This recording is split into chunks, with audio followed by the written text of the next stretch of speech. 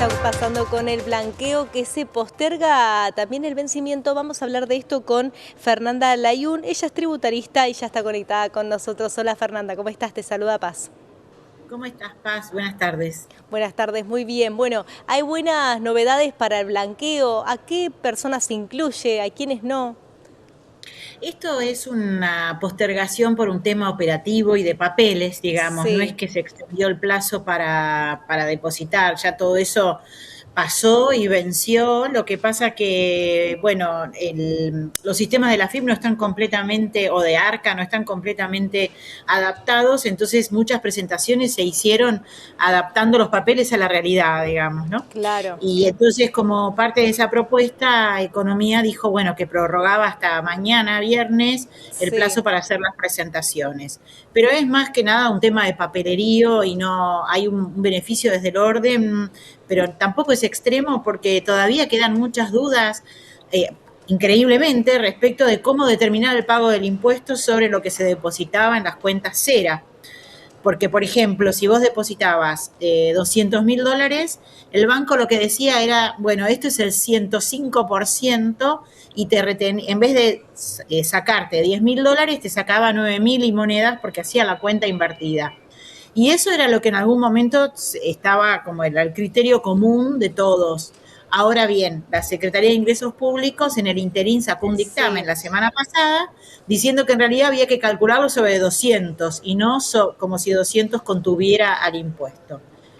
Y eso es un poco un tema que no tiene solución porque los plazos claro. para pagar ya vencieron, porque la gente que tiene que retener, en ese caso el que paga el impuesto es el banco, no lo puede hacer la persona, y ya pasaron todos los plazos y los bancos ya lo hicieron. Entonces, bueno, estamos a la espera de que haya alguna nueva norma o que modifiquen ese dictamen y lo entiendan como lo entendieron los bancos. Claro.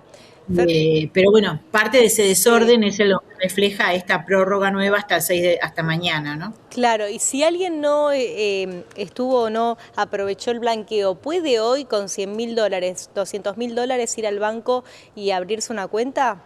No, esa oportunidad se perdió ya, Bien, la de depósito en la cuenta bancaria se perdió. Sí puede decir, bueno, no, yo no venía declarando esta casa o esta cuenta bancaria o esta cuenta bancaria en el exterior o lo que fuese, todo eso hay tiempo hasta abril del año que viene. claro, Pero para lo que es el depósito en la cuenta bancaria está terminado el claro. plazo. ¿Y cuánto se recaudó o cuántos ingresos obtuvo el blanqueo? Se depositaron aproximadamente 24.000 millones de dólares.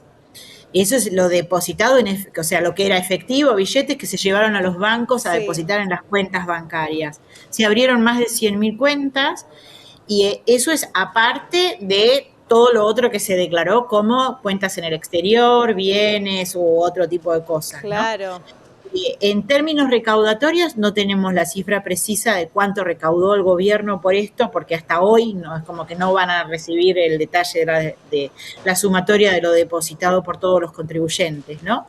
Y aparte no todos pagaron, porque todos los que depositaron hasta 100 no pagaron nada. claro. Entonces, no se tiene la cifra esa, pero sí fue enormemente exitoso desde el punto de vista de la cantidad de dinero que entró al sistema y que ese dinero es blanco, porque por más que vos lo depositabas y podías ir a retirarlo al día siguiente según la fecha en que lo depositabas y llevártelo a tu caja de seguridad o a tu casa o donde fuese, pero ese dinero ya empieza a tener un registro, entonces hay que declararlo, el movimiento del dinero tiene que ser en blanco, digamos. Claro, Entonces es un enorme beneficio luchar contra la parte negra de la economía, que es enorme. claro. ¿Y Fer, funcionó mejor que otras veces que se quiso tomar esta misma normativa? No, bueno, en términos de efectivo depositado Sí, en el sistema bancario, sí, es el más exitoso. Ahora, en términos de monto total de bienes blanqueados, no, porque ese fue el de Macri, fue extremadamente exitoso, que venía atado al tema de los intercambios de información de los países europeos que empezaron a mandar estas planillas diciendo eh, Juan Pérez tiene $100.000 en tal cuenta, en tal banco, y otro tiene tantos claro. dólares en tal banco, y entonces eso hizo mucha presión, la vez pasada fue el principal apoyo a ese blanqueo, que de hecho fue como una serie de blanqueos en el mundo, se hicieron en todo, casi todos los países se hicieron blanqueo cuando se generó ese intercambio automático de información. Ahora, y en ese momento se recaudaron creo que 168 mil millones de dólares, Claro. Pero una hubo como barbaridad. hubo una exigencia. Y estabas obligado, porque si vos Claro, vivías en Argentina y tenías el dinero en Europa ya sabías que al año siguiente la FIP se iba a enterar. Entonces, la forma más barata de blanquear eso, el problema cuando vos generas dinero en negro es que es fácil relativamente generarlo. Siempre estamos hablando de actividades lícitas, ¿no? sí, Vos lo generás fácil, pero después cuando lo querés poner en el sistema se te hace caro claro. blanquearlo. Entonces, cuando vienen estos blanqueos, resultan ser siempre convenientes y económicos y por eso la gente entra e incorpora el dinero al sistema. Claro, Ahora, mucho de lo que se ganó cuando fue el blanqueo de Macri del 2017 se nos fue con el ahorro solidario claro. del 2020, creo que estábamos en la pandemia. Y ahora esto es como una vuelta de dinero que lo hace la gente porque es muy motivador, digamos, una cosa es tener el dinero guardado la cochera, como en una serie hemos visto todos, y no poder usarlo, y otra es tenerlo en el banco y poder transferir y comprarte un auto, una casa, gastar plata, es mucho más fácil, más cómodo, y Exactamente. aparte lo puedes utilizar mejor. Claro. ¿Y qué se aconseja para aquellas personas que aprovecharon el blanqueo? Que saquen la plata del banco, que la dejen ahí. Yo pienso que por unos cuantos años o mientras dure este gobierno no hay ningún riesgo de tener el dinero en el banco, ¿no? Sí, Eh, Digo pensando en nuestros problemas con el corralito en el claro, pasado y demás. Entonces no le veo ese riesgo. Y después la realidad es que el dólar sufre un proceso inflacionario importante, severo, y creo que es claro. parte de lo que estamos viendo ahora con este dólar a 1.000 pesos, porque un dólar de hoy no es un dólar de hace 5 años. Y entonces la realidad es que sacarlo para tenerlo en una caja de seguridad parece ser la peor inversión. Ahora, ¿cuál es la mejor inversión? Bueno, ahí depende cada uno en qué le guste y con qué se siente cómodo invertir, porque alguno puede pensar que una buena inversión es tener una propiedad para alquilarla o para Claro, explotarla comercialmente o tener una fabriquita, un emprendimiento, lo que fuese. Otra persona le puede gustar más la parte financiera y decir, bueno, voy a comprar acciones y esperar dividendos o colocar los fondos en bonos que me den una tasa fija, claro. pero eso es como a gusto de cada uno. Lo que sí es cierto es que sacar la plata y sentarse arriba de ella en una caja de seguridad parece ser el camino asegurado a perder valor, a que tu patrimonio Claro. pierda valor. Exactamente. Y Fer, en comparación a lo que estuvo pasando, bueno, que sucede y que se habla en el ciudadano de pie, aquellos que hicieron muchas transferencias bancarias hasta que llegaron a un límite donde no pudieron hacerlas porque el banco le impidió o le requirió justificar los fondos. ¿Qué pasa si a partir de ahora blanquean este dinero que tienen en negro, que lo blanquearon, utilizaron el blanqueo? ¿Pueden acordar y mejorar sus cuentas?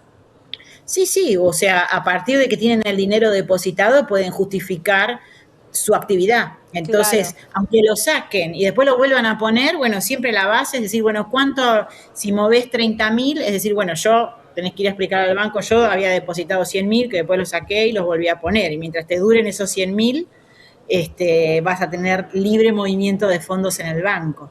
claro, ¿No? claro. Pero hay que llevar las cuentitas para eso y decir, bueno, yo blanqueé tanto y voy a gastar en tales cosas y ya gasté tanto, porque los bancos en general te piden o la declaración jurada del año anterior para probar de dónde sacaste los fondos o una certificación de origen de fondos que son preparadas por contadores en general, donde yo como contadora, ¿qué hago? Me fijo de dónde salió esa plata y cómo fueron los movimientos y si es razonable que todavía esté viviendo de ese mismo dinero, digamos, ese Claro, contribuyente o esa contribuyente. Entonces hay que construir una posición prolija, pero sí, como vos decís, este dinero que entró al blanqueo es un dinero que vos podés utilizar libremente. Claro. Y Fer, todo lo que estuvo pasando estos años en donde siempre hay plata y no se termina con esto de la plata en negro, lo que se factura por fuera, ¿no? Ni siquiera se factura prácticamente. Ay, ¿Qué? sí, ese es Claro. nuestro castigo. ¿En qué momento esto se podría terminar? ¿Por qué pasa esta tendencia donde quizás el empresario argentino trata de evadir, quizás por los impuestos que son tan elevados? Sí, porque los impuestos son elevados, me parece que los impuestos tienen, no sé si necesariamente son elevados, tenemos un sistema muy perverso, como hemos hablado muchas veces, que hace que pagues el mismo impuesto varias veces. Claro, Ahora, eso no justifica y no da derecho a que vos vayas a un negocio y te digan, bueno, te hago un descuento del 15% si me pagas en efectivo y se nieguen a darte la factura. claro, Eso no hay nada que lo justifique, porque ese comerciante lo que está haciendo es robándote una parte a vos. Porque, digamos, si vos vas como empleada en relación de dependencia, que paga el 35% sobre sus ingresos, y vas a un negocio y te dicen, bueno, te descuento el 20%, pero no te doy factura, y te está asaltando, digamos, ¿no? Porque el 20% siempre decís, bueno, es el IVA, es el IVA.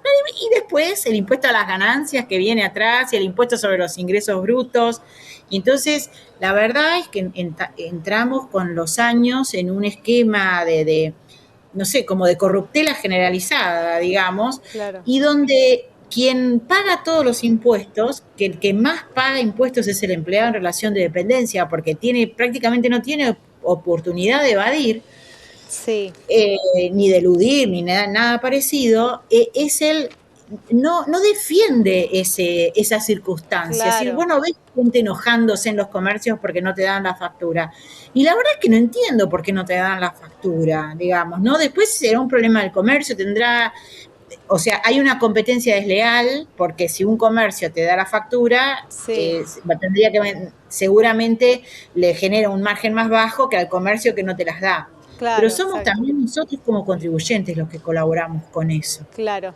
Fer, gracias por